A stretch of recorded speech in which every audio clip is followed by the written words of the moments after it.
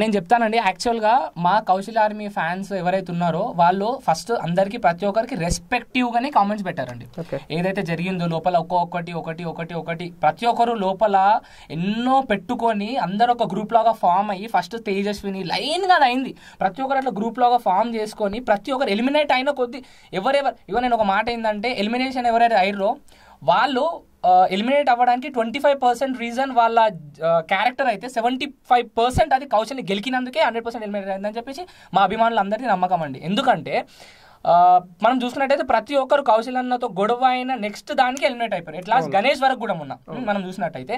So నేను ఏమంటున్నానంటే అండి, ఇంతవరకు ఇలా అయ్యి మీరు కౌశల్ని అట్లా పట్టుకొని అలా అండి ఉంటే కౌశల్ ఆర్మీ చాలా కోపం వచ్చి నెగిటివ్ కామెంట్స్ కొన్ని పెట్టిన తర్వాత కూడా నా తరపున మాత్రం నేను ప్రతి ఒక్కరికి ఏమని చెప్పాను, అంత నెగిటివ్ వద్దు, మనం కూడా చేద్దాం కానీ అంత నెగిటివ్ వద్దని చెప్పామండి. అయితే ఈ ఎలిమినేషన్ అయిన వాళ్ళు మరి ఎవరో ఏదో ఒక విధంగా కొంతమంది గ్రూప్ని ఫామ్ చేసి వాళ్ళను కౌశల్ ఆర్మీ వాళ్ళ దాంట్లో దొబ్బేసి వాళ్ళే ఏమని గీతా మాధవి గురించి చెప్పాలనుకుంటే మీరు బయటకు వచ్చిన తర్వాత నందు గారు మిమ్మల్ని చంపేస్తారు అలాంటి కొన్ని పెట్టేసి మళ్ళీ వాళ్ళే ఆపోజిట్గా మీకు ఉమెన్స్ అంటే ఇష్టం అంటే ఉమెన్స్కి రెస్పెక్ట్ లేదా అంటే వీళ్ళు డబుల్ గేమ్ ఆడారు. అక్కడ ఆడి వాళ్ళు కొంతమంది చేసింది కౌశల్ ఆర్మీ మొత్తం తప్పు అని చెప్పేసి అంటున్నారు.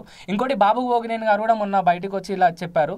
నేను ఒక్కటి చెప్తున్నానండి, బాబు గోగినేని గారి గురించి ఒక్కటి చెప్తా. అతను what he said in like Bigg Boss లో ఏమని చెప్పారంటే, నేను ఒక ఇంటర్నేషనల్ ఫిగర్ అని చెప్పారు కదా, మీరు ఇంటర్నేషనల్ ఫిగర్ అయినప్పుడు ఇవన్నిటి గురించి మీకు ఎందుకండి, ఒక ఇంటర్నేషనల్ అంటే ఇది కూడా ఒక ప్రీ ప్లాన్లోనే భాగమని చెప్పేసి నేను అనుకుంటున్నాను. ఎందుకంటే ఇప్పుడు నేను ఇన్ని రోజుల నుంచి ఏమనుకున్నానండి, ఓన్లీ కౌశల్ అన్నకి ఓన్లీ లోపల ఉన్న ఇంటి సభ్యులు మాత్రమే ఆపోజిట్ అని అనుకున్నానండి.